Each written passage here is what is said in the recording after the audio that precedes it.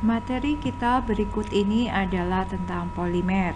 Materi polimer merupakan materi kimia di kelas 12 semester 2. Tujuan pembelajaran kita kali ini adalah yang pertama, setelah kita mempelajari materi polimer, kita dapat menjelaskan tentang apa itu polimer. Yang kedua, dapat menjelaskan penggolongan atau klasifikasi polimer. Dan yang ketiga adalah dapat menjelaskan kegunaan polimer dalam kehidupan sehari-hari. Monomer adalah satu senyawa pembentuk makromolekul. Polimer merupakan rantai berulang dari atom yang panjang terbentuk dari pengikat yang berupa molekul identik yang disebut monomer. Jadi singkat kata, gabungan dari monomer itulah yang kita sebut dengan polimer. Monomer yang berulang menggabung menjadi suatu makromolekul yang kita sebut dengan polimer. Pada prosesnya, pada pembentukan polimer ini, istilahnya adalah reaksi polimerisasi. Klasifikasi polimer. Yang pertama adalah berdasarkan asal dari pembuatan polimer tersebut.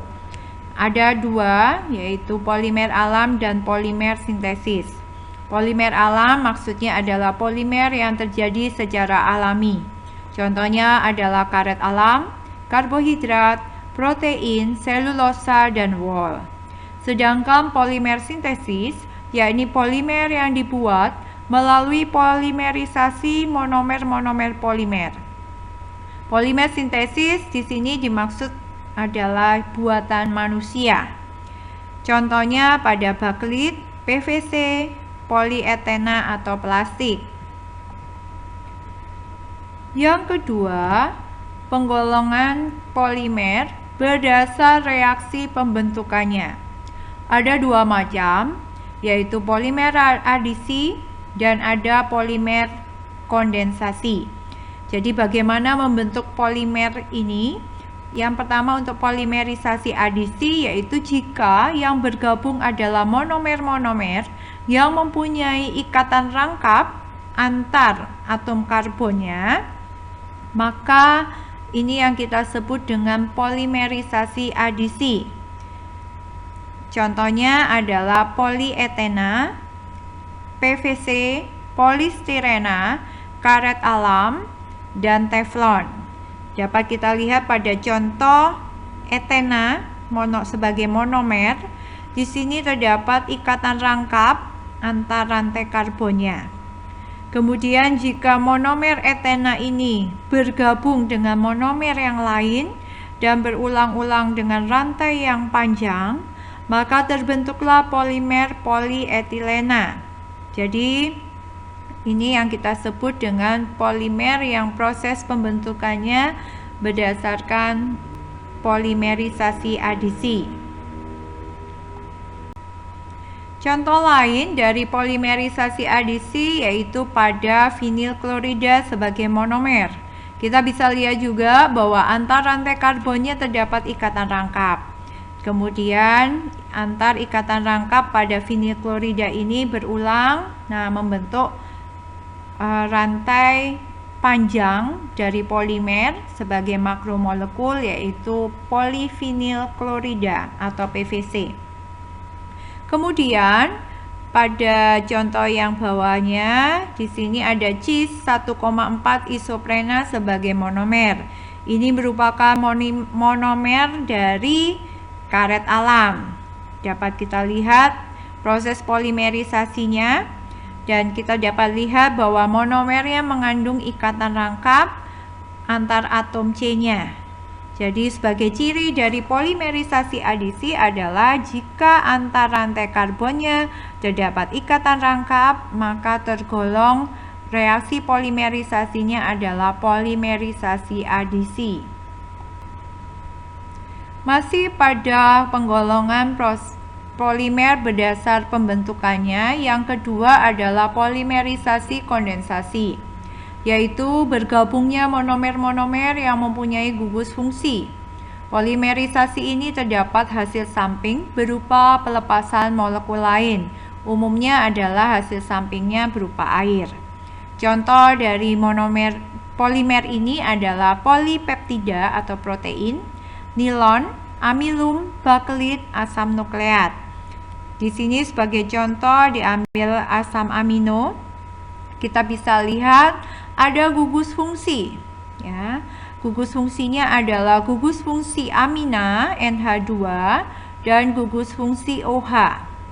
Jadi jika monomernya antar atom karbonnya tidak mengandung ikatan rangkap, maka dan terdapat gugus fungsi, maka polimer yang terbentuk ini disebut polimerisasi kondensasi.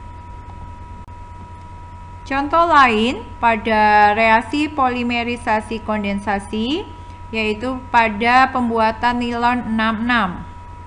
Di sini monomer yang dipakai adalah asam adipat. Kita bisa lihat asam adipat mengandung gugus fungsi OH, bahkan OH-nya ada 2, dan antar rantai karbonnya tidak mengandung ikatan rangkap. Kemudian monomer yang kedua adalah heksametilendiamin. Terdapat gugus fungsi NH2 atau amina, sehingga penggabungan dari dua monomer ini merupakan tergolong reaksi polimerisasi kondensasi karena monomer-monomernya mengandung gugus fungsi. Jadi itu merupakan sebagai ciri mana yang termasuk reaksi polimerisasi kondensasi. Penggolongan polimer yang ketiga yaitu berdasarkan jenis monomer, yaitu ada dua hal, yaitu homopolimer dan copolimer. Yang dimaksud dengan homopolimer yakni polimer yang terbentuk dari monomer yang sejenis. Contohnya pada PVC berarti dari vinil klorida, polietilena yaitu dari etilena, karet alam dari 1,4 butadiena. Jadi monomer yang berulangnya adalah monomer yang sama. Sedangkan pada copolimer, yakni polimer yang terbentuk dari beberapa jenis monomer yang berbeda. Jadi bisa terdiri dari gabungan dua monomer yang berbeda. Contoh pada nilon 66 tadi, ya, terdapat monomernya asam adipat dan heksametilendiamin, berarti dua monomer yang berbeda yang bergabung. Begitu pula pada bakelit dan asam nukleat. Berikut ini adalah contoh polimer copolimer tadi, yaitu asam nukleat. Karena di sini ada 3 gugus yang berbeda sebagai monomer yang kemudian nanti berulang, yaitu ada gugus dari gugus fosfat, kemudian gula, kemudian basa nitrogen. Klasifikasi polimer yang terakhir yaitu berdasarkan sifat termal. Ada dua hal juga, yaitu termoplastik dan termoset. Termoplastik yaitu jika polimer yang dipanaskan melunak sehingga mudah dicetak dan bila dingin menjadi keras kembali. Contohnya yaitu pada PVC dan PE. Kemudian termoset yaitu polimer yang tidak dapat melunak jika dipanaskan sehingga hanya dapat dicetak sekali saja. Contohnya yaitu pada bakelit, melamin, dan teflon. Kita masuk pada kegunaan polimer. Polimer sebenarnya dalam kehidupan sehari-hari sudah sering kita pakai, yaitu sebagai plastik. Pada materi ini kita hanya membahas beberapa contoh. Yang pertama kita akan bahas SBR, yaitu stiren butadiene rubber. SBR di sini merupakan karet sintetis yang polimer ini menggunakan monomer butadiena dan stirena. Banyak digunakan digunakan untuk ban kendaraan yang bersifat elastis dan tahan panas. Jadi tujuan pembuatan karet ini supaya menjadi lebih baik lagi. Nah, maka dibuatlah karet sintetis. Contoh yang berikutnya adalah bakelit. Polimer ini tersusun dari formaldehid dan fenol, berguna untuk alat-alat listrik. Kegunaan polimer yang berikutnya adalah polietilena. Polimer ini disusun dari monomer etena yang banyak digunakan untuk kantong plastik atau kresek, atau juga kantong-kantong plastik yang biasa kita pakai untuk membungkus makanan dan jas hujan. Kemudian polipropena, kita lebih suka menyingkat PP. Polimer ini tersusun dari monomer propena yang digunakan untuk botol plastik minuman biasanya. Kemudian tali. Kegunaan polimer yang berikutnya adalah PVC atau polivinil klorida. Polimer ini disusun dari monomer vinil klorida yang digunakan untuk pipa paralon. Kemudian ada juga teflon. Polimer ini tersusun dari monomer tetrafluoroetena yang digunakan untuk lapisan anti lengket. Kegunaan polimer yang lain adalah polistirena. Polimer ini disusun dari monomer stirena yang digunakan untuk styrofoam untuk membungkus atau pengaman benda-benda elektronik, kemudian kemasan makanan dan gelas minuman. Contoh berikutnya adalah orlon. Polimer ini tersusun dari monomer akrilonitril yang digunakan untuk karpet, kaos kaki, baju wol.